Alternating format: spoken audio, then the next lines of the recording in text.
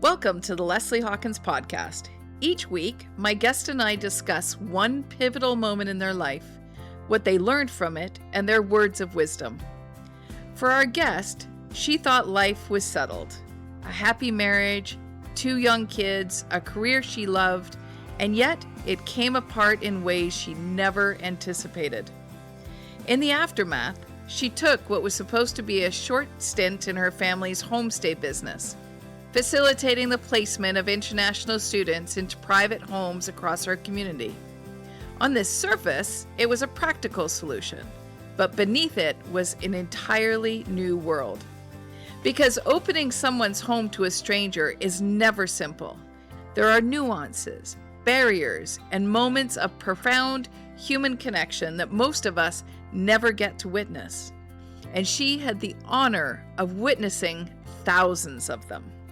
Join us as we explore what happens when an unexpected chapter becomes your greatest teacher, and why the business of bringing people together might be the most meaningful work of all.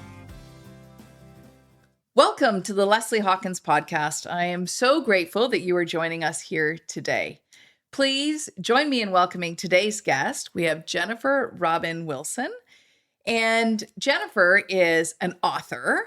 She is a homestay expert, more on that in a minute to explain what that means. And she is also a leadership coach and facilitator. So, Jennifer, welcome. So glad you're here. Thank you for having me. It's wonderful to be here. So good.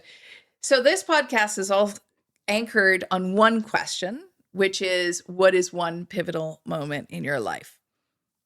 The reason that that is a question that I chose was, first of all, it's quite universal. We all have multiple pivots.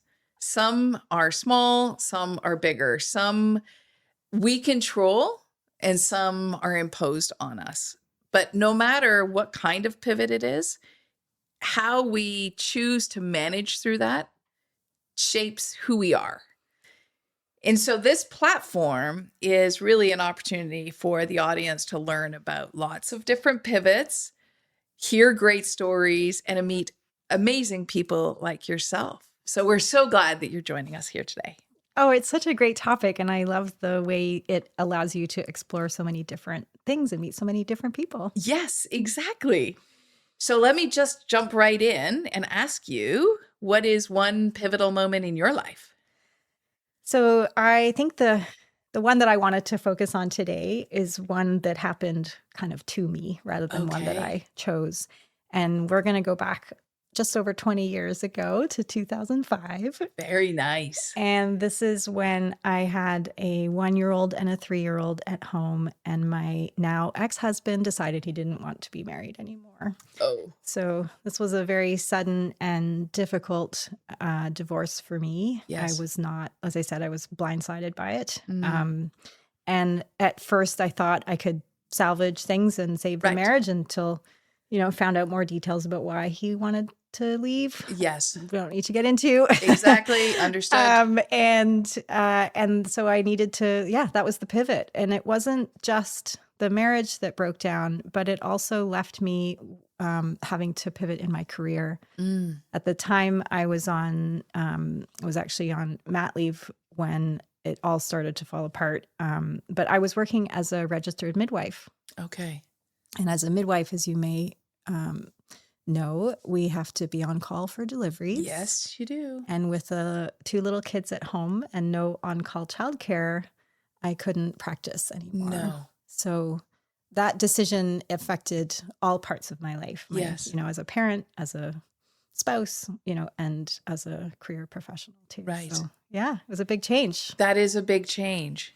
So this moment, although I'm sure over a bit of time, happens. And then what do you do now? Like 2 young kids at home, a career that you can't really execute the way that you would before. Yeah. So what did you do? So I immediately turned to my family. They're my biggest support. Yes. And my parents are amazing. And it just so happened, coincidentally, that around the same time, their employee in our family business in my city in Victoria had just resigned. So there was actually a vacancy uh, in our town. So I took on that job. I basically fell into the family business, as I like to Yes. say, and started working for my parents. And it was great because I could work from home Mm-hmm. and I could make my own hours. So I was still able to be there for my kids in the way that I wanted to be. And I could have a little bit of income and some flexibility. Yes. And of course, it did feel like a real, left turn out of something that I was loving Absolutely. to do. And it was never part of my plan to work with them. No. And working with your parents is like a whole new thing too. A whole So different. yeah. Yeah. Okay.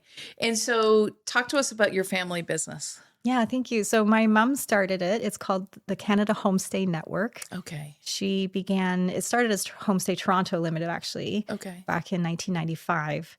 And Homestay is an accommodation solution for international students. Okay. So when students travel from overseas and they come to Canada to study, either in high Mhm. school or university or college or language schools, they need a place to live. Yes. They can, if they're adults, they can find apartments or live in residence. But for minors, especially, they need to live with a local family. Mm-hmm. So a lot of folks will be familiar with the term billeting, Yes. which is a similar concept. Mhm. But in homestay, at least in Canada, the families are paid. Okay. And it's an international student. So you're introducing not just a kid from another family element, but also this cross-cultural exchange sort of experience. So Interesting. we like to say that we're creating homes away from home for these young people who are traveling from abroad. And families get into it for a lot of different reasons that we can talk about. But Yes. yeah. So our job as an organization is to partner with the educational institution. Okay. They recruit the students and provide the sort of educational aspect. And then we recruit the host families, match them with the student. And then we're on call 24/7 to manage any emergencies Oh, wow. while they're here. Yeah. So how do you manage the on-call component when you have two young?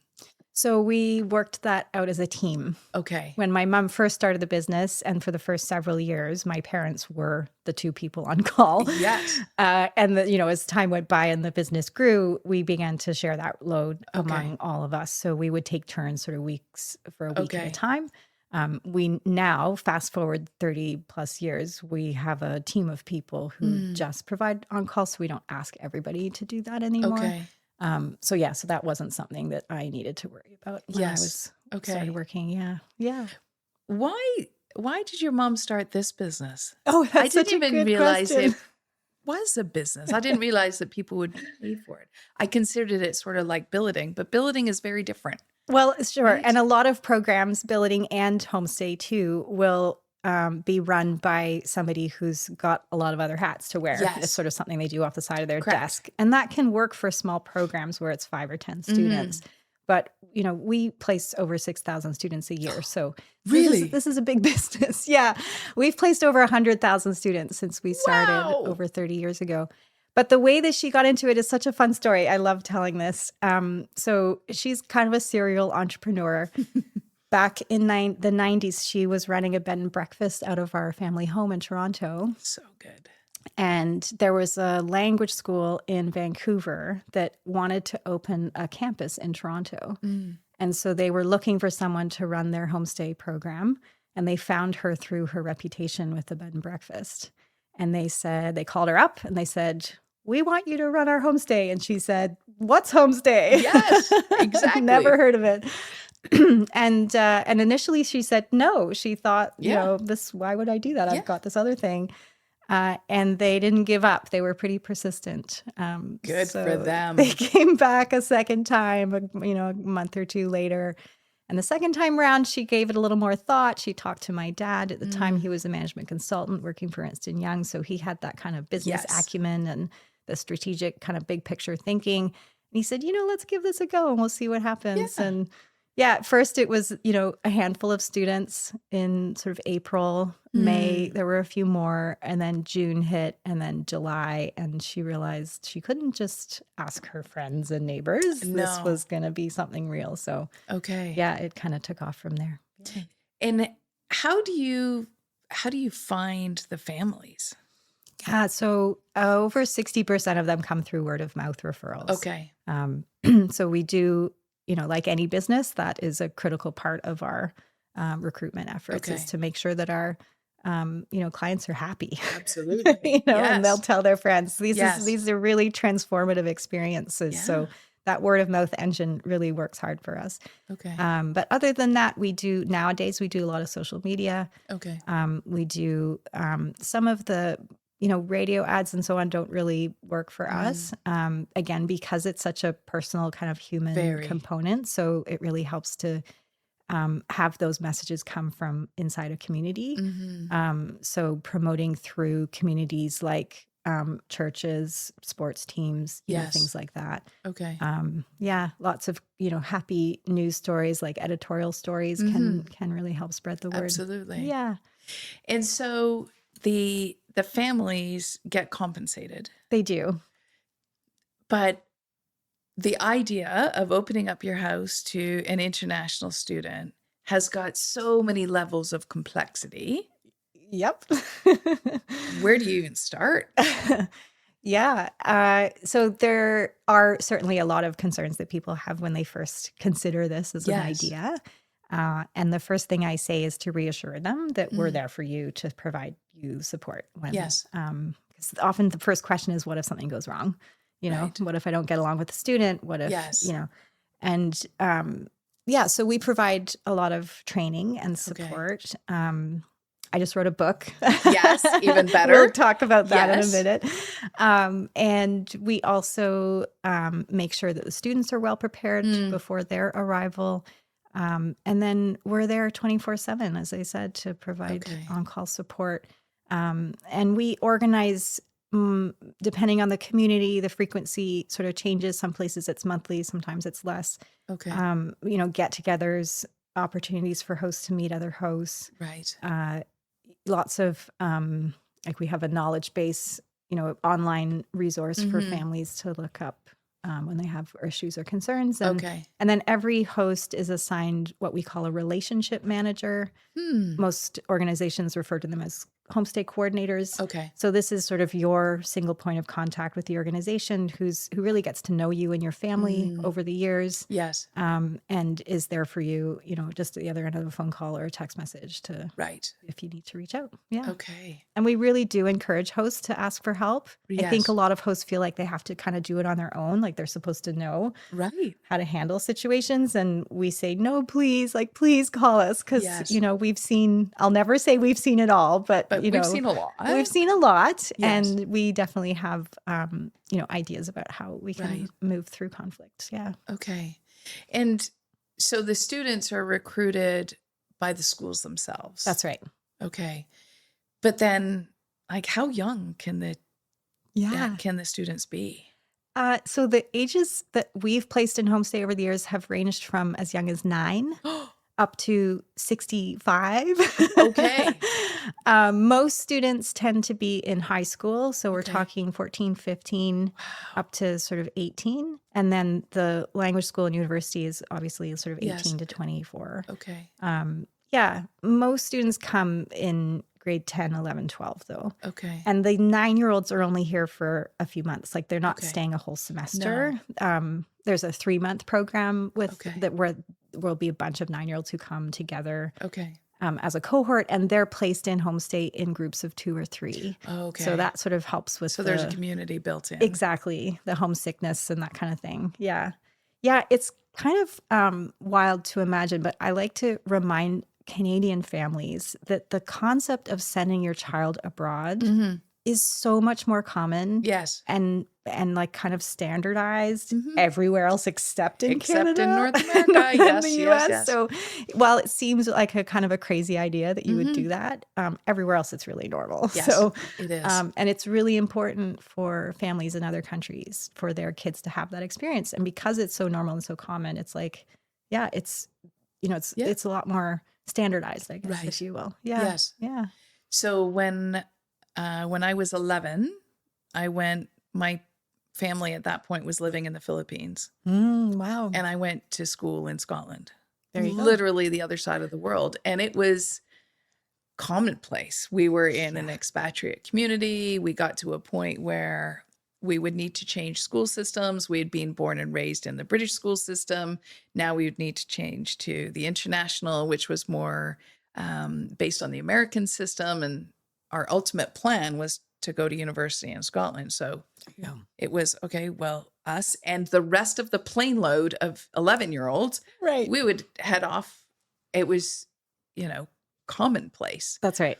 When my kids were 11, though, I looked at them and thought, there is no chance I could have sent them to the other side of the world. And Right. yet it was, it's not like it was planned. It just happened that way. And it was part of the culture. So yeah, you're right. Outside of North America, it is far more common than we would believe. Yeah. And especially in big cities and in those countries with bigger populations where any kind of advantage for your child Absolutely. for not just university, but also career. So, these parents are planning their child's, study abroad experiences starting from a very young age. And they put them in schools that have study abroad programs with that in mind. Yes. No, this is something that's, as you say, it's a lot more common elsewhere. Yeah. And I think there's a benefit to being exposed internationally. So many So benefits. good, Yeah. right? Yeah. Yeah. We're And it's really great for the child and amazing for the parents as well, right? Absolutely. Yeah. I mean, as a lot of programs that run international education programs say, we're helping to develop the global citizens of tomorrow. Absolutely. And I love the idea of Canadian families getting to share our culture and instill some of our values. Yes. And sometimes it's little things or not so little, maybe. For example, recycling and composting. Yes. Lots of students are not familiar with the way Right. that we do that, or water conservation, and so families get a really neat opportunity to help educate young people about these things. And then they go back to their homes and hopefully carry some of those. carry on some of those habits. Yes, Yeah. exactly. Yeah.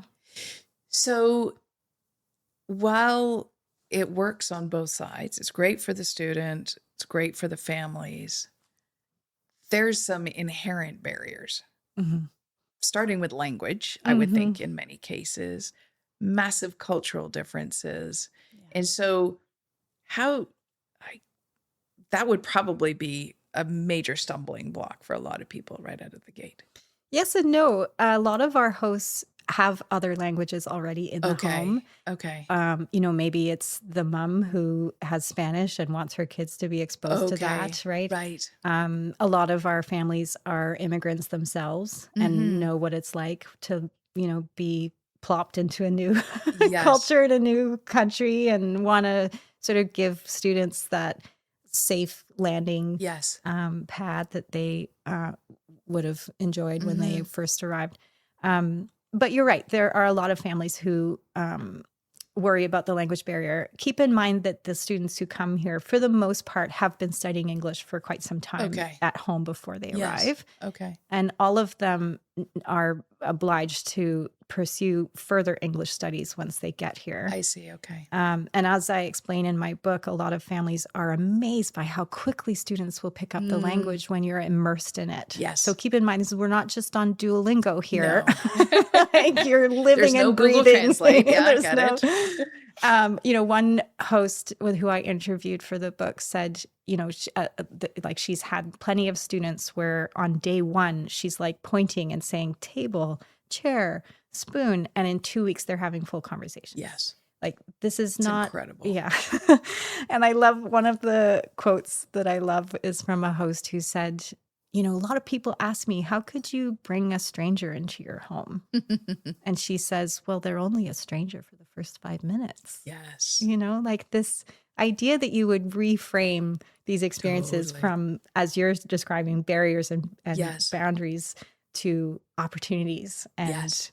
these really exciting moments where you get to explore and get to know somebody and learn something about yourself and learn something about somebody else. Yeah. Somebody else, different cultures. Yeah. It's eye-opening. I mean, I'm a big proponent of you should travel the world as much as you can because there's so Absolutely. much to explore Yeah. and so much to learn, and that our little pocket of the world is not representative Not at all. of other places, nor should it be. That's Right. right. A lot of us live in very homogenous communities. Yes. And that's another reason a lot of families want to do it, is to Yes. expose their kids to diversity. Something different. Yeah. Yes.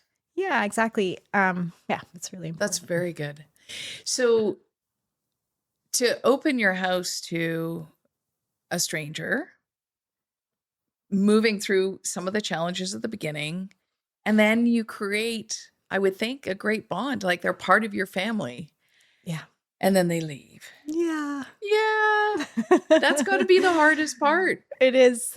There's a question that we ask in a survey that we run Yes. for families every few years that says, what is the most challenging or difficult part of hosting? Yeah. And a good chunk of the family say the departures. The departures. Yes. Yeah. And I'm reminded of that Winnie the Pooh quote. I won't be able to quote it verbatim, but it's the one where, isn't parting such a sweet sorrow because Yes.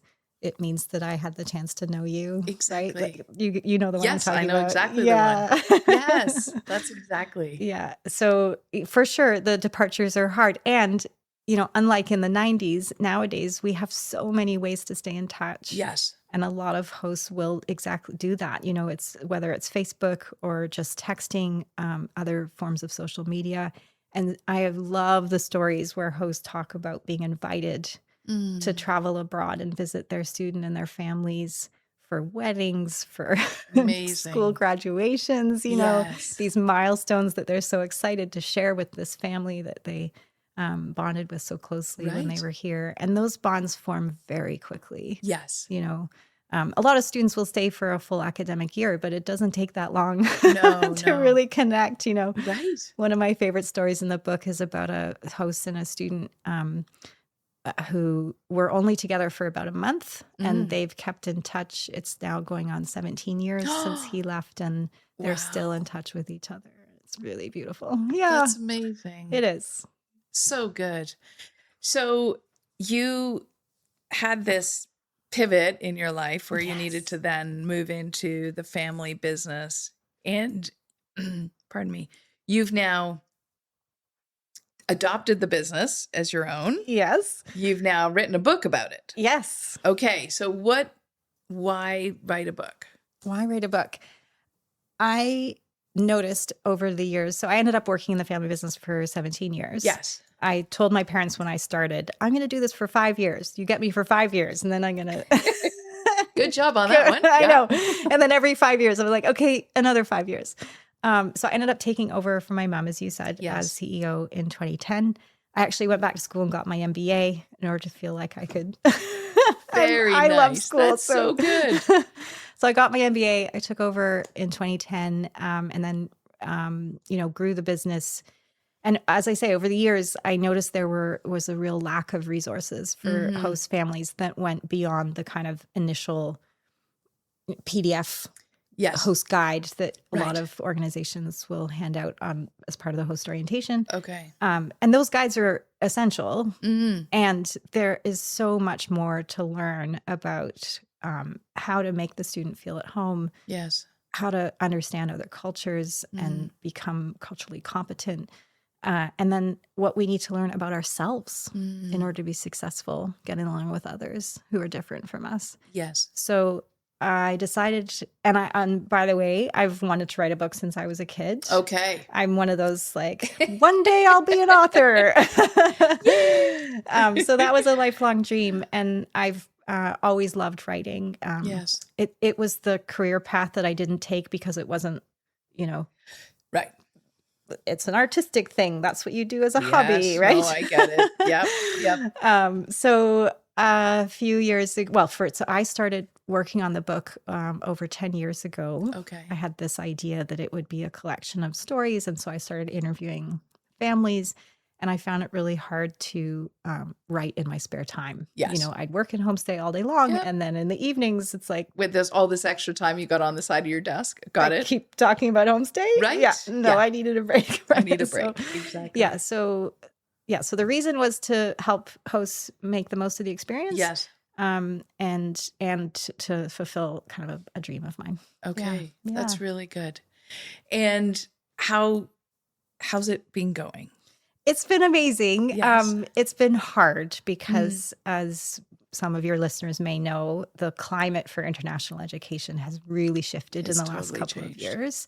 So the book was published in February of 2025. Okay. And around that time,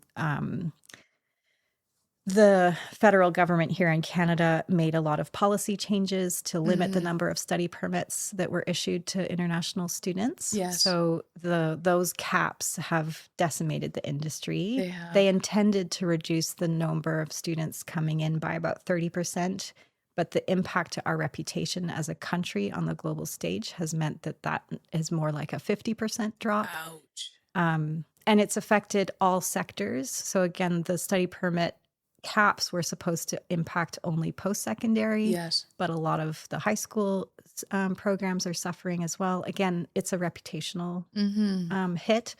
And then across the border, of course, all the anti-immigration Yes. kind of sentiments there, and very polarizing kind of inward, let's protect our own, Yes. like all of that kind of those attitude shifts and that sort of zeitgeist that we're living in right now. Yes. All of that has meant that the programs that would otherwise have been my perfect kind of Yes. customer to buy the book in bulk and hand it out as gifts to host families are, Yeah. tightening the purse strings. So Exactly. they don't have that kind of spare budget to spend. So I'm pivoting a little bit with my marketing efforts with the Okay. book and really focusing more on obviously reaching individual hosts, Yes. but also looking at the book as a resource for homestay coordinators. Okay. So a lot of programs are just buying a handful and giving it out to their employees, which Okay. is also amazing because, again, my goal was to help hosts make the most of the experience. So Yes. however this information gets to them, Right. I'm happy. Right. However You know? it does. Yes. And it's an evergreen book. It's going to last. Like it's Yes. not a flash in the pan like No. summer beach read. Yes, This right. is the kind of book that will be around for a long time. So Okay. I'm just like taking that long view. Yes, a long view. Yeah. But the immigration changes have had Yeah. a massive impact. Yeah. Last year, I was doing some work with Durham College, and it Yeah. totally decimated their international students. Yeah. In some ways, understand the initial intent of the policy, but the ripple effect, I think, was unaccounted for. It was a very blunt instrument. Yes. Where, something more precise and surgical would have Correct. been Right. a Yes. little better. But, the federal government doesn't have jurisdiction over education. That's a provincial Yes. mandate. Right. So the only lever they could pull was on study permits. And they're getting a lot of pressure, obviously, to Right. resolve the housing crisis Totally. and resources for, so I agree Yes. with you. There are definitely communities in Canada where the pressure of international students was exceeding the capacity of that community to Right. handle To it. handle it. But international education is so valuable for our communities. And Correct. as we've talked about, these cross-cultural exchange Yes. opportunities are, this is what being human is all about, is understanding each other and getting along. I think a lot of it's easy to look at what's happening in our world and believe that it's because we're fundamentally programmed to fight each other. But the opposite is It's true. totally the opposite. Yeah. We are fundamentally hardwired to live with each other and get along and be in community and Correct. collaborate and open our hearts to each other. Yes. Connection is what we're here for. Right. And I really believe that being exposed to people who are different from you is an essential part of, exploring the full meaning of what it is to be human. Agreed. Yeah. Yes. And while the policy change was a little bit myopic and I think could be viewed as, well, we're just impacting the students, when in Right. actual fact, Oh, it's so much bigger than that. yeah. We're affecting the entire community. We're affecting the households and our ability as Canadians to be welcoming and to learn about all of these other cultures Yeah. and religions and ways of working and ways of thinking and all of that is so valuable and rich, Yeah. right? And Canada does pride itself on being a country that's open and welcoming and diverse. I mean, City of Toronto is massively diverse. Mm-hmm. but there are the economics. It's maybe just not the way we would have done it. Yeah. With a little bit, gentler Yeah. Yeah. downturn as opposed to a bit of a big swing. Yeah. So these are older numbers now. I'm not sure what the current analysis would be, but international education is a $35 billion industry in Canada. I think people are surprised to hear that. And that's when you take into consideration not just the tuition that they pay, but as you say, that they spend money in the communities when they're here. Our host families are a big part of that. A lot of our families, as much as they ought not to be doing it for the money, this is not a revenue generator, that money does help offset some of their household expenses. Yes. And, they're, again, like they're enriching our communities. Yes. I think a lot of people also don't realize that, again, in the K-12 sector, there's a lot of communities are shrinking and some schools would have to shut down if they didn't have those seats filled with some international education. Exactly. So, yeah. It's a bit of a big swing. So then how is the business doing? Our business is doing fine. Okay. We're basically flat. We've kind of plateaued in the last couple of years in terms of our registrations and our revenue. And that's just because we're so diverse in terms of our client base. So, and we've been able to, any of the students or registrations that we've lost with some programs, we've been able to replace with new programs that we've brought on. So, yeah. And you cover all of Canada? All of Canada. All of Canada. Yeah. Yeah. Amazing. We're coast to coast for sure. Okay. Okay. So you are no longer CEO. That's right. Okay. So now what's your most recent pivot? My most recent pivot. So back in 2018, I was part of a program called Strategic Coach, which I highly recommend for any of your listeners who are entrepreneurs. Yes. It's a coaching program for entrepreneurs who are trying to build what they call a self-managed company. Okay. So how do you step out of working in the business all the time to working on the business? You're laughing. I'm laughing because we have this conversation every week. All the time. Okay, got it. It's a perennial problem. It's perennial. Once you reach a certain size, Yeah. So I was in this program and I was doing a lot of really deep reflection and planning and thinking about how I wanted the next few years to go. And I realized that I was ready for a change. Okay. I realized that my enthusiasm and excitement for the next big things for the organization had dwindled. Okay. And people were bringing me these great suggestions. And I was like, that's a great idea. And I don't want to execute on it. Just not me. And this was before the pandemic. Yes. Okay. So I put in place a 5-year exit plan for myself. And I stuck the landing, which I'm really excited about. You actually committed to the 5 years. I did. And it took 5 years because we needed to create new positions. I needed to, cultivate the skills in the folks that I had in mind to succeed me. Yes. And there was a lot of planning. And then of course, March of 2020, the borders shut and we, all of our revenue dried up overnight. Yes. Like 100% of our revenue as an organization comes from student registrations. Oh, hello. So when students stop coming, when they're not allowed, we went from 150 employees in January of 2020 to 50 in October. We laid off 100 people in 6 months. It was rough. Despite all of that, I really stuck with my plan and we,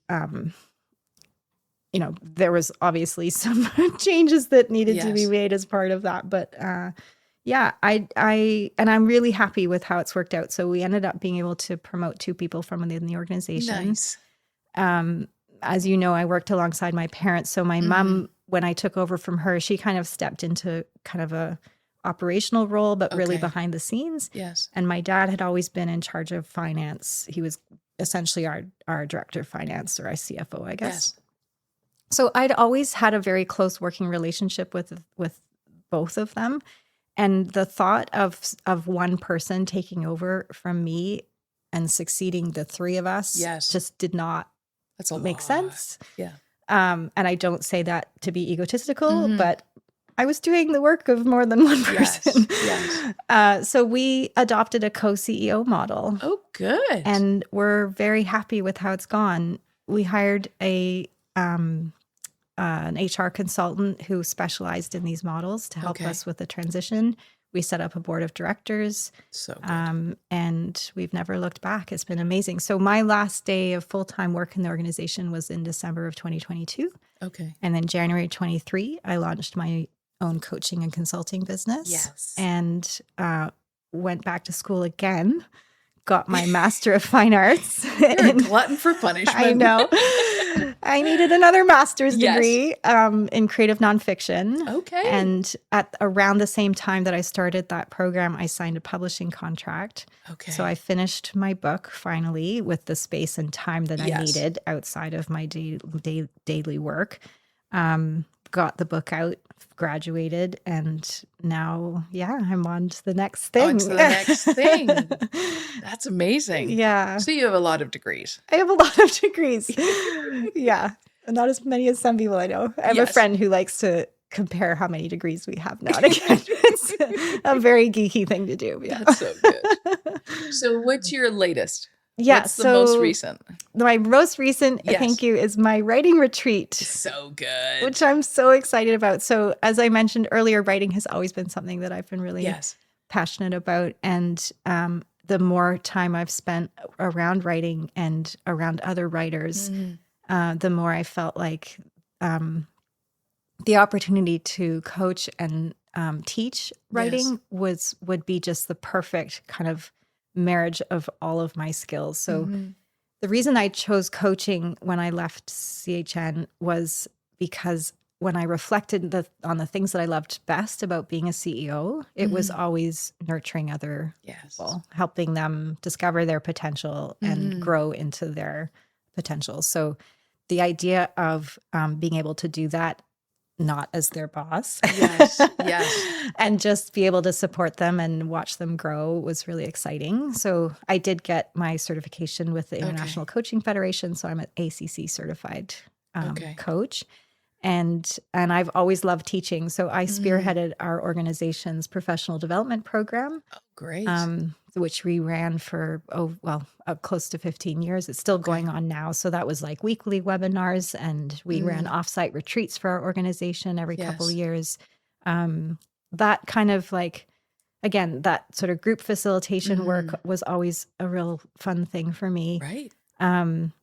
And public speaking. So I do a lot of speaking gigs at conferences. Perfect. Have been doing that for over 15 years. So so combining the coaching, the speaking, the teaching, the facilitation to bring a group of writers together in person. Yes.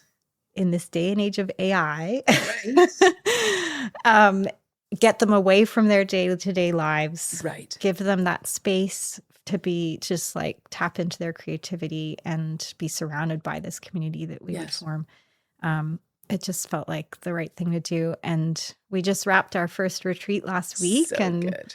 yeah, I was blown away. So one of the things that happened was that the 4 participants who were there decided to form their own writing group at the end, which is like, So good. what more could you ask for from Yes. like they That clearly, is true validation. It's true validation. And then Yeah. my favorite, as one person was leaving, we were saying goodbye, and she said, I want you to know that after this week, I feel like I can call myself a writer for the first time. Yes. And I just thought, can you put that in a testimonial? Because Exactly. that's why we do this, you know? That's I mean, you're a exactly. speaker, you know, Yes. those moments when people just say Yes. just that little pithy thing, and That's it's like, that one that's thing. why we do this, Right. you know? It's so Exactly. exciting. It That's really, so good. yeah, thank you. Yeah. That's amazing. So as you look back at the journey, Yeah. I'm curious your kids have had a front row seat to watching you pivot and go back to school and pivot and continually pivot. And what's their reaction been like? You know, I wish I could say they had absorbed that message, Yes. but there's so much pressure on young people to figure things out and know exactly what they want to do. I mean, I felt that It's when I was crazy. a teenager, and Yeah. you know, I definitely see that in my kids. So I just have to keep reinforcing that and Yes. pointing to them or pointing to my example and say, Yes. look, this is what happened to me, and you don't need to know it all. And Correct. yeah. Yes. Yeah. And Yeah. they'll be, they'll have multiple careers, They not just will. multiple industries. Yeah, There'll be new technologies that have not even been thought of that's that in right. their career that will expose it. It's like, who knows, right? Who knows? Yeah. Who Yeah. knows? Yeah. Yeah, it'll be interesting to see where they take things. Absolutely. So, what have you, through all of your pivots, what have you learned about yourself through all of that? So many things. I think going back to the first one that I started telling you about, there's a couple of things. So one is when I was younger, like in my early 20s, I thought I had it all figured out. Yes. You know, I had a very clear path for Right. how everything was going to go.